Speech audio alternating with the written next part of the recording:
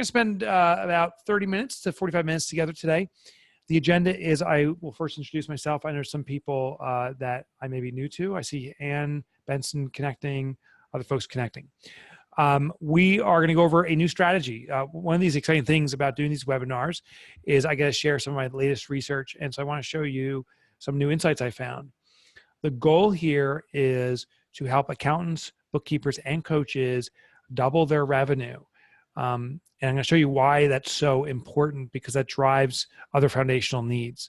Also, I am the co-founder of Profit First Professionals. You'll see I have my book, there it is, strategically positioned behind me, because that's how I roll. And I will show you, I'll teach you a little bit about what we're doing at Profit First Professionals. And if you're interested actually in considering membership, I'll tell you how you can do that. Our company has grown very nicely now. We've been in existence. We're approaching our 5th year. And I'm proud to say that we are the #1 consulting group globally now on profitability specifically. So that's an exciting achievement. But we are growing and are seeking more people. So I'll tell you a little bit about that. And let's get right into it. I'm not a guy to use slides. Here is my slide deck right here. It's a piece of paper. So I hope that's how you roll too. And I want to show you something brand new I discovered. As I've been researching my most recent book, now I relaunched Clockwork about a month ago. If you haven't discovered it, the book is about designing your business to run itself. What happens as an author, I interview countless entrepreneurs and gain insights for their biggest needs. What they need from you, their accountant and bookkeeper. And let me start by saying this. You are truly, in my determination, you are a hero to the entrepreneurial community. You are working hand in hand with entrepreneurs in driving their numbers, and you have access to their most intimate stuff they don't share even with their other entrepreneurs or spouses, their financial situation. So you have the opportunity and the trust to serve them. And they need to be served in a new way. And that's what I want to explain in this webinar. So my sincere thank you and acknowledgement for what you're doing as an ABC. We call accountants, bookkeepers, and coaches ABCs, because you are a hero to entrepreneurs. We need you and we need more of you. Okay. This is how what I discovered. So as I was interviewing entrepreneurs, I've now talked with speaking engagements, tens of thousands, interviews, hundreds, in deep interviews. And I found that the Maslow hierarchy of needs applies not just to the Maslow personal needs, but also the needs of an entrepreneur, defined newly. Now, I don't know if you're familiar with Maslow's hierarchy of needs, so let me explain that. Maslow was a theorist around human behavior and felt that there was a base level of needs in his theory, that if this wasn't being addressed, nothing else matters. But once that base level was addressed, we elevated up to our next need and we continued to climb up. The base level of need was food, water, shelter. Food, water, and oxygen, the foundational needs for survival. And if you lack any of those, that becomes our absolute priority. You know, if you can't breathe, I don't care. You don't care about what's being served for dinner. It is all about getting that oxygen in your lungs. We revert to the base level need. And he explains, we go up the chart. The next level up is food and water, then shelter and belonging to a community, being loved, expressing love. The highest level of needs is self-actualization. The thing is, if we don't have the needs addressed below it, we very quickly revert below. As I've been studying entrepreneurs, and this is now in my hypothesis stage, is not fully fleshed out, but I want to show you what I've discovered, is the same hierarchy of needs for entrepreneurs. Now, Maslow presents the hierarchy of needs in a triangle, so I'll do the same. And I believe the base level needs for all organizations is sales. And I bet you're familiar with this. I consider this the oxygen for a business. If a business doesn't have sales coming in, the business will gasp for air, right? That's the equivalent of oxygen, I guess you can call it, right?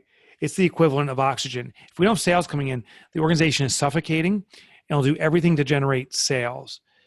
Many entrepreneurs, I bet you know many of these, are stuck at this level. It's all about increasing revenue. They don't have enough sales. They're panicked. Once there is sustainable sales coming in, the next level of focus is profit.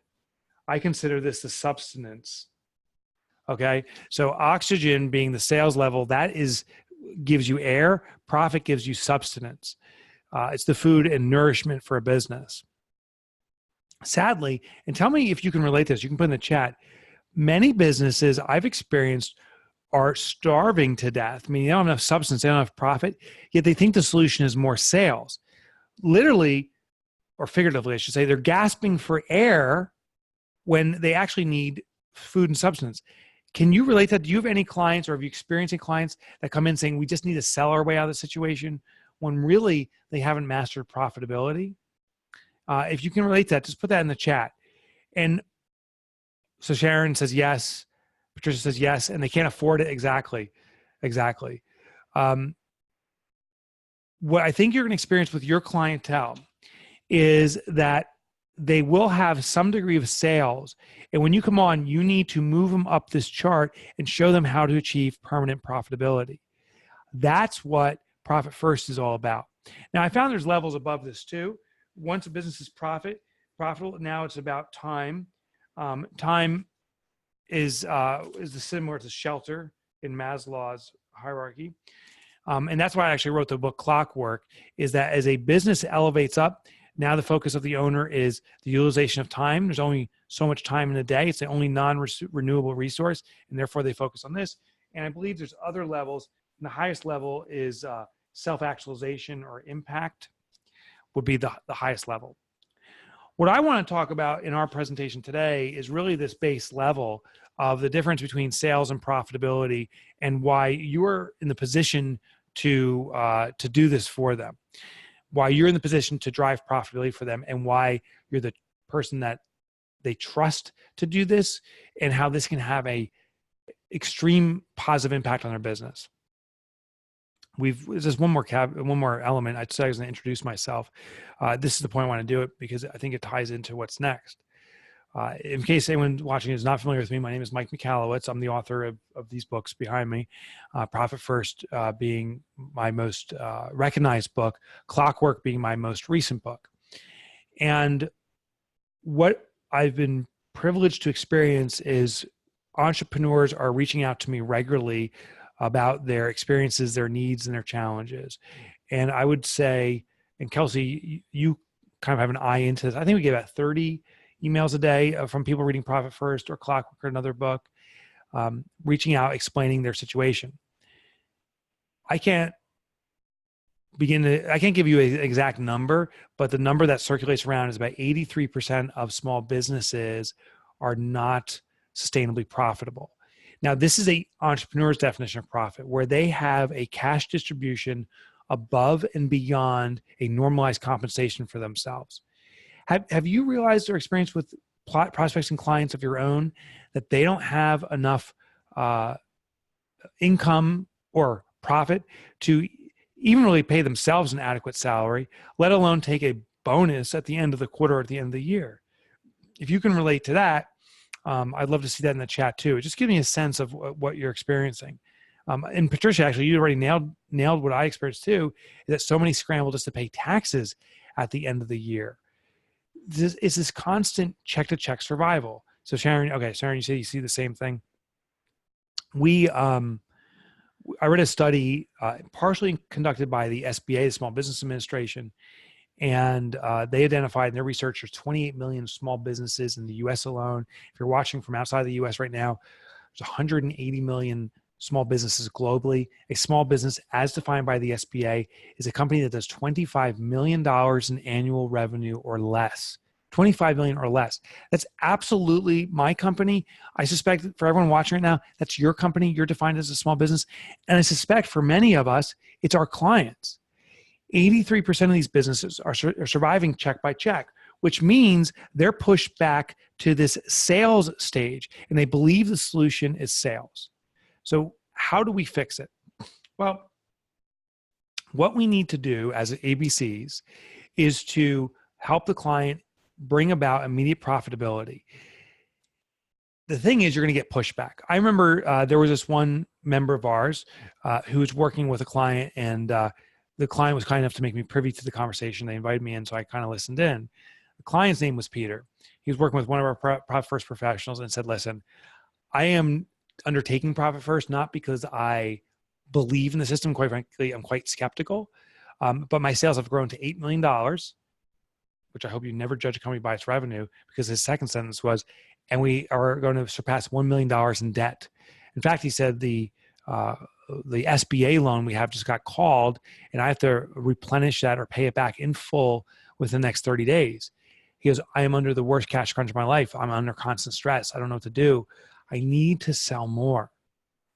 What our member did, what our Profit First professional did, said, Peter, you've been trying to sell more for 10 years. Is that correct? He said, yeah, or actually longer, 15 years, trying to grow. And you have sold more. You're now $8 million in revenue, yet your debt is increasing.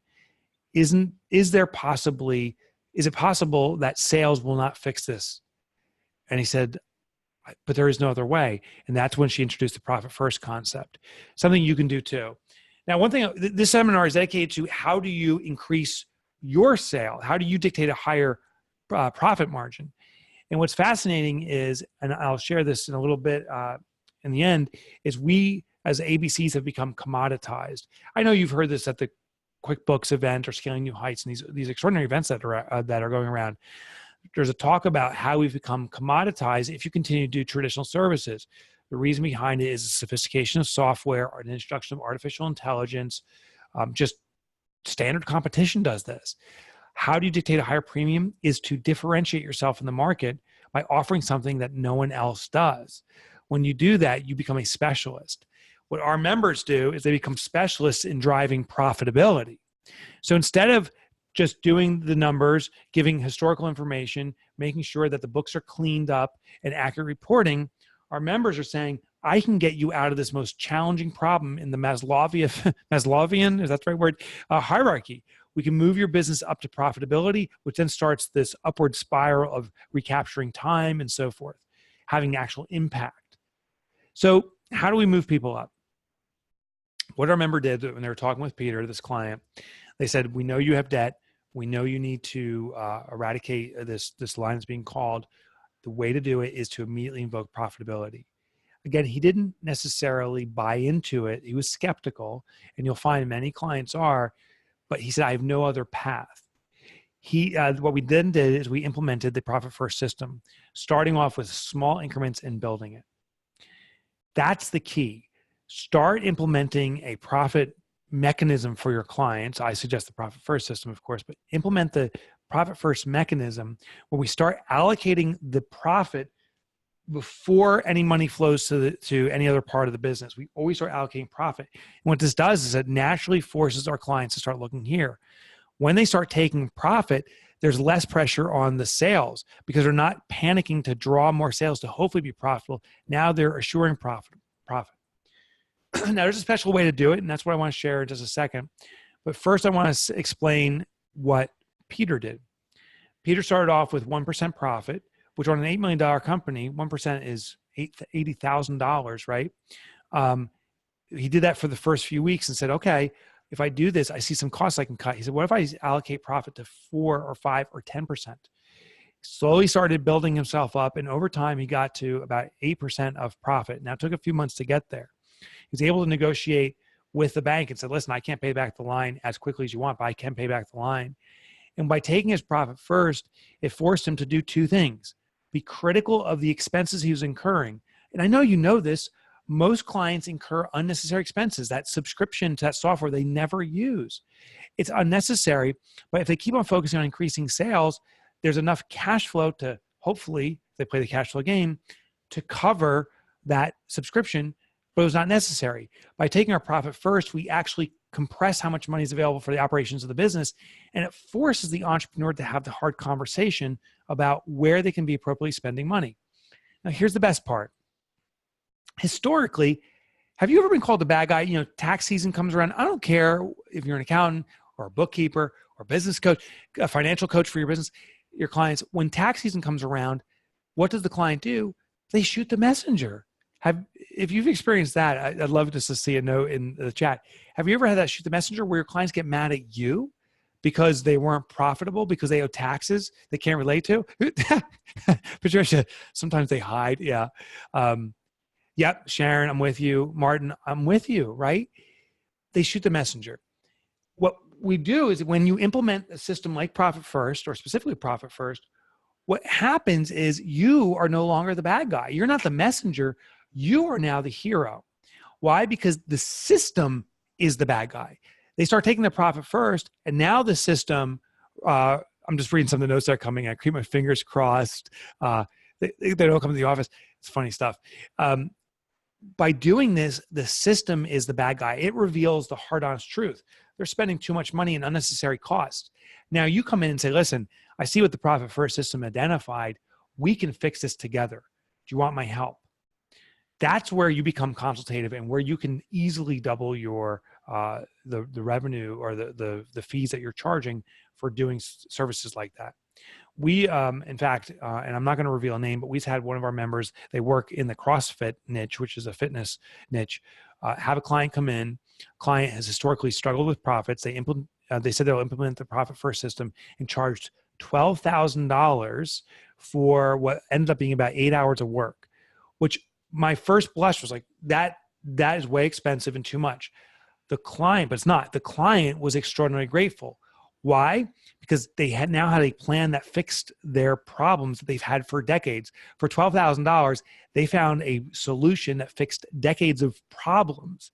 So our member was able to dictate this massive premium. And it was fair because of the impact it had. I'm sure you've heard of doing value-based pricing. That is the basis of value-based pricing, to be able to dictate a fee based upon the impact you're having, not the time you spent.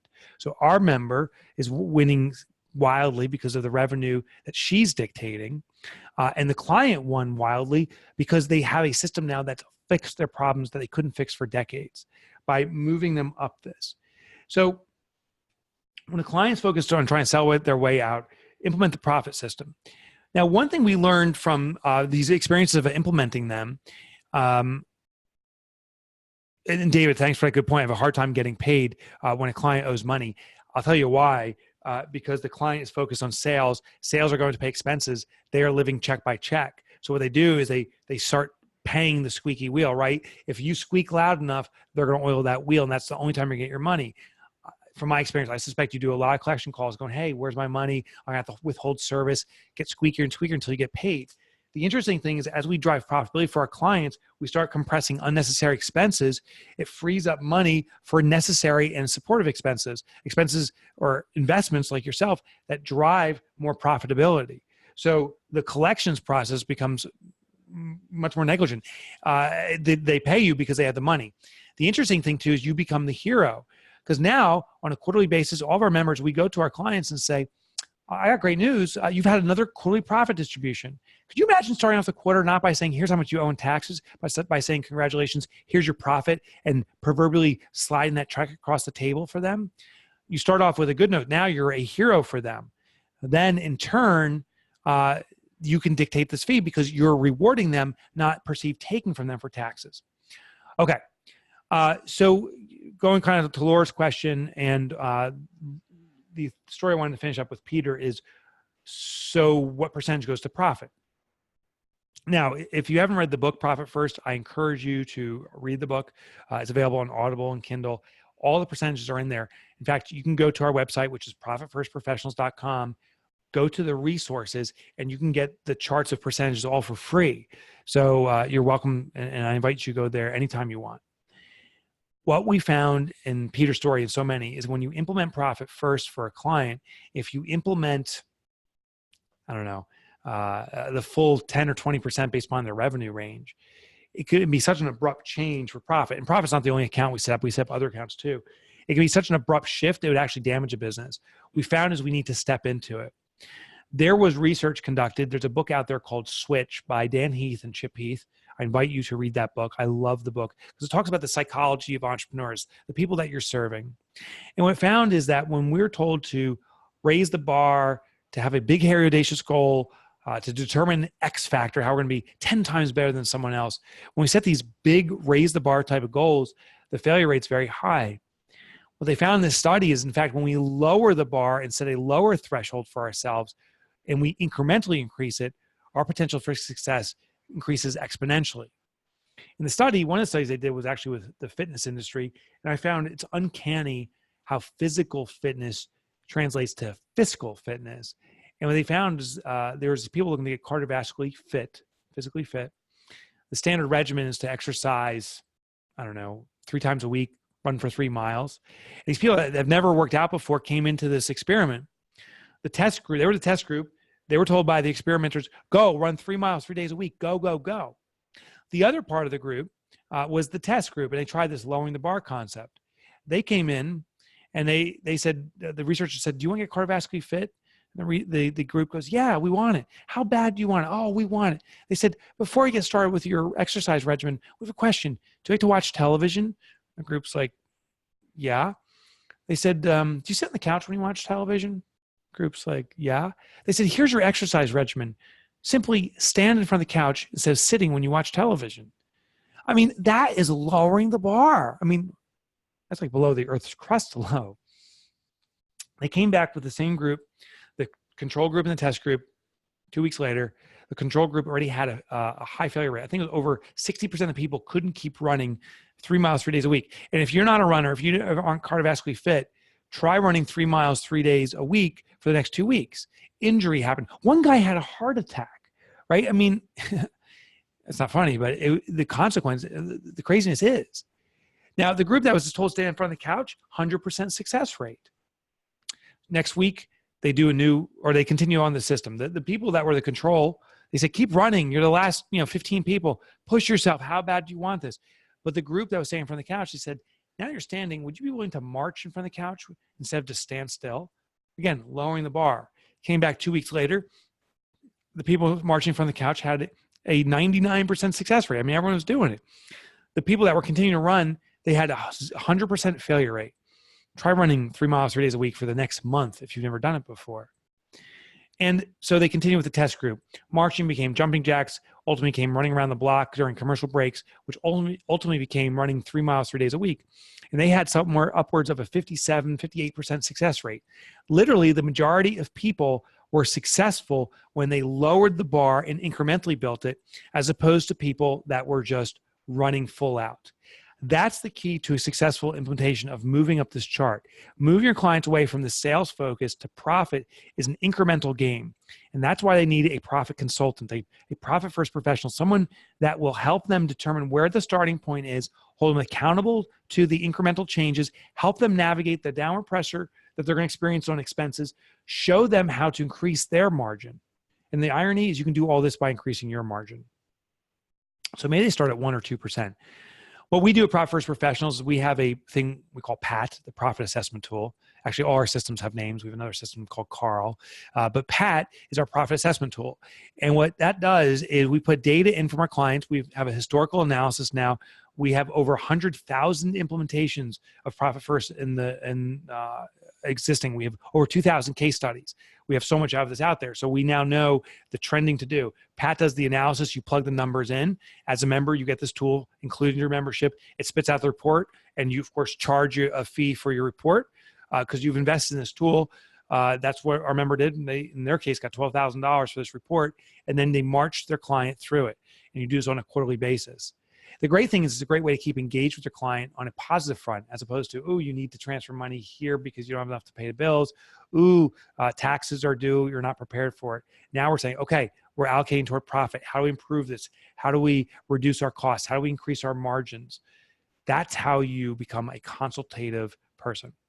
So the big takeaway is I want you to know that there's this chart. If your clients don't have enough sales at all, they're always going to be starving for sales. If they're gasping for sales yet have no profitability, they're in a situation that will never be successful. They need to move up to profitability, and the only way to get there is incrementally. It'll start bringing comfort to them. In fact, with our members, they report that when they transition a client to Profit First, that immediately there's this mind shift. They're like, oh, now I have some control over our system. The beautiful thing is Profit First is not independent of accounting. It's not its own accounting system. It's a cash flow mechanism. It's an umbrella that sits on top of accounting. So it can be done with any accounting system, from Xero to QuickBooks to FreshBooks to Sage 50 or Peachtree if it's still running out there before it changed to Sage. So It works with anything. It's just a cash flow management tool, and it works with their behavioral system. Let me tell you a little bit about Profit First Professionals, and then I want to share one more tip with you that I think can have a massive impact immediately on your business and your profitability and margins. Just a little bit about our organization. We are approaching our 5th year. We have ProfitCon, our annual event, coming up. And we are an organization of accountants, bookkeepers, and coaches. We are an organization that transitions our clientele, our members, from traditional accounting and bookkeeping and coaching to a consultative model. If you've heard this at all these different conferences, that you need to become consultative, you need to do value-based pricing, but don't know how to do it, that's what we do. We don't tell you you need to do it. We walk you through the step-by-step on how to do this, how to become consultative to your clients. You know the pressure that's going on. You know that traditional bookkeeping and accounting in particular is getting decimated and is going away very quickly as software gets more sophisticated. There's this massive opportunity to become consultative to your clients and drive their profitability. Now, our organization, you achieve a couple of things if you elect to pursue membership. First of all, you become certified in Profit First. This is something that we take extremely seriously. We put you through a test process. Of course, we train you and educate you and prepare for it. We test it and make sure that you understand the system fully and are prepared to teach it and provide it to others. We now, this year, I'm excited to say, we're implementing a validation of your certification, meaning there are people out there teaching Profit First who are not certified by our organization, and they aren't doing it right necessarily. We are educating entrepreneurs on who is certified, and now we have a validation tool rolling out. So you can put badgery or badges, I guess is the word, badges on your website that say I'm valid certified, and then they click on it and it goes back to our validation center to show that you're current and you've passed your testing. It's a great way to differentiate yourself, to prove that you've gone through the certification and testing processes and that you've been renewed regularly with the latest and cutting edge stuff that we're doing with Profit First. So it's a great way to differentiate yourself. It's a great way to be consultative to your clients. We also have a guides here at our office to provide you with all the tools to differentiate yourself in the market, to stand out in your community, to be the authority in your niche. We are also an exclusive and limited membership. We're limiting membership to 1,000 people, 1,000 active members. So right now we do have a couple open slots again, but we'll never go over 1,000 members. And the whole reason behind that is there are hundreds and hundreds of thousands of accountants and bookkeepers out there. And if you add coaches, millions. And that's really hard to compete when you're competing with millions. Therefore, we want to be the 1,000 elite who have something that no one else can offer. And the biggest thing, of course, is your brand affiliation with Profit First. Like I said earlier, I'm so proud that Profit First is now the most established brand in the globe for profitability. We get reports in daily from different organizations that are making their clients and their association aware of Profit First and asking their members to seek out Profit First professionals.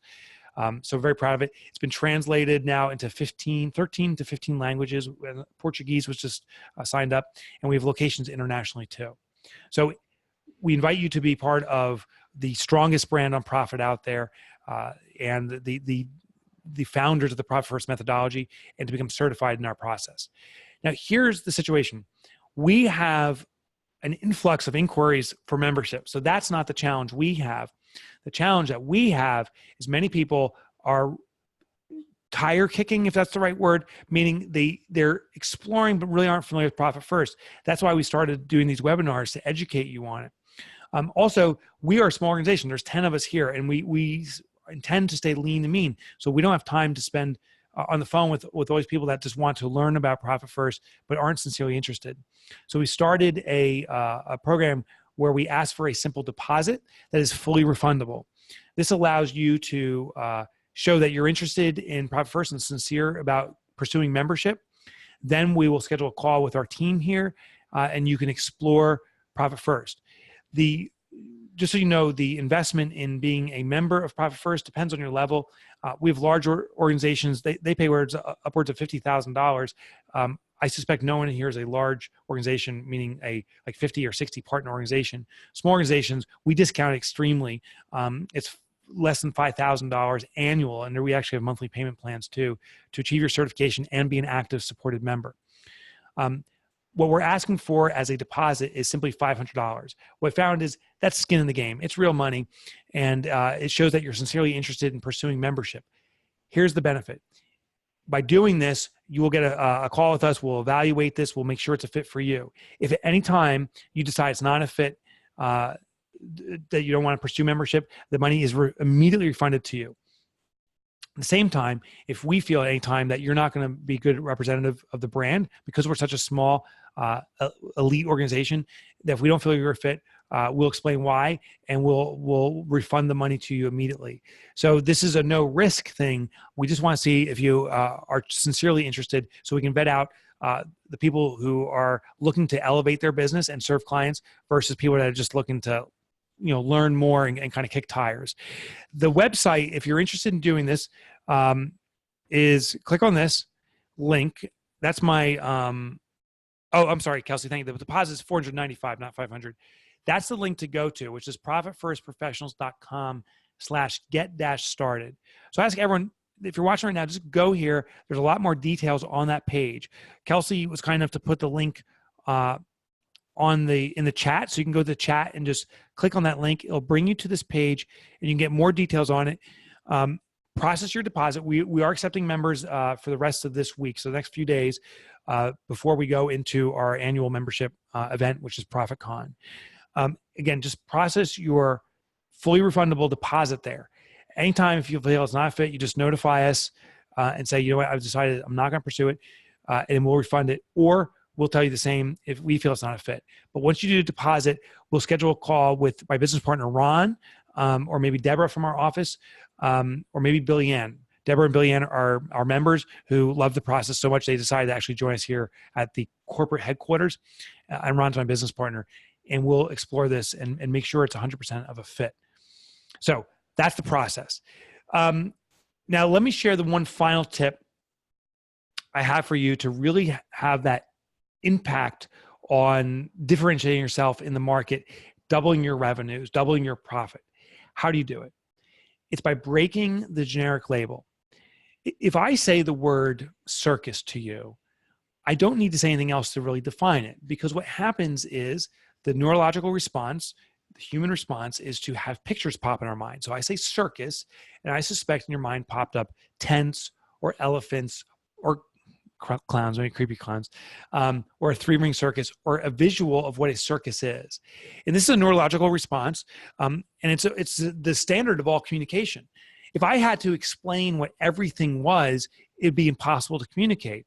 So words trigger visions like circus, so that we can quickly assimilate what the person's talking about and continue the conversation.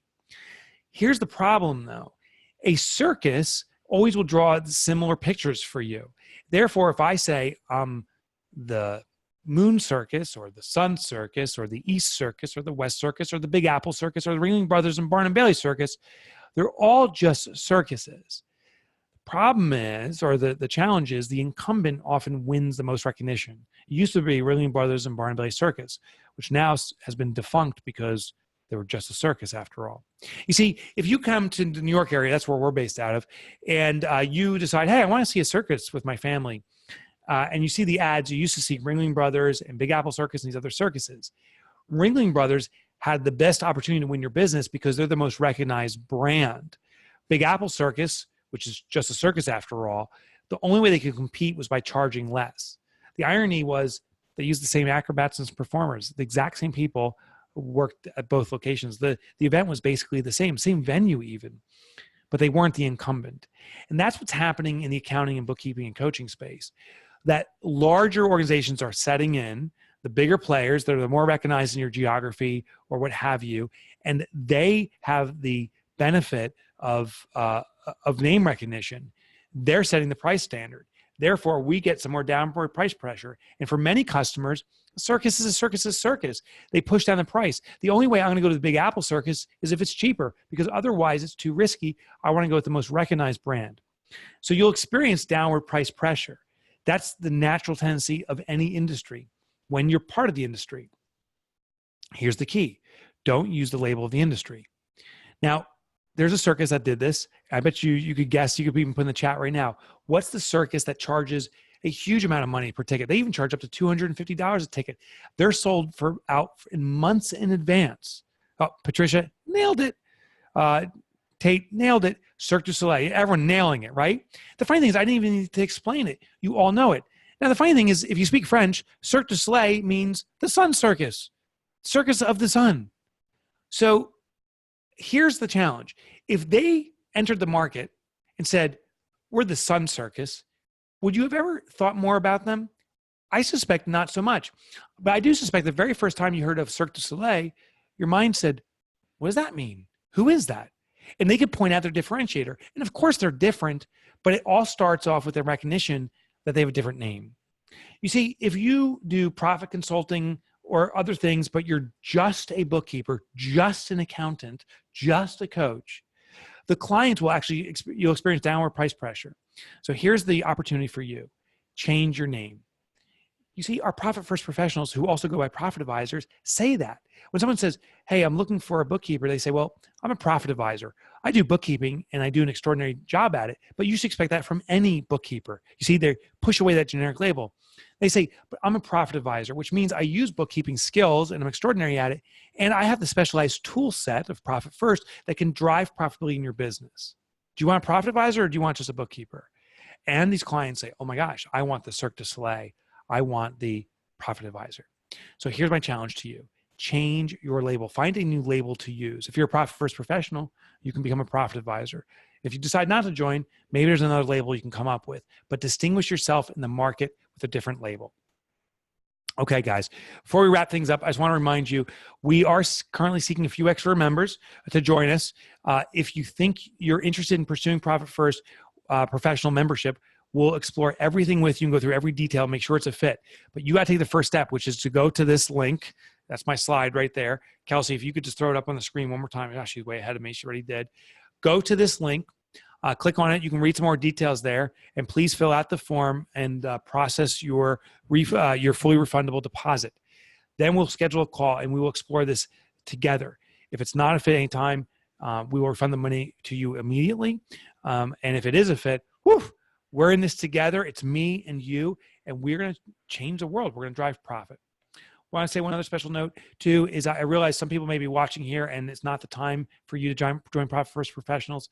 It's still a privilege to have you here. I'm thrilled that you're interested in learning more and pushing your business forward. That's always a sign of a company that's growing and looking to be at the next level. And that's who we're looking for, next level players. So hope you are interested in joining us. But again, if you're not, that's okay too. Thank you so much for joining us today. Remember, go to that link right now and we'll see you shortly.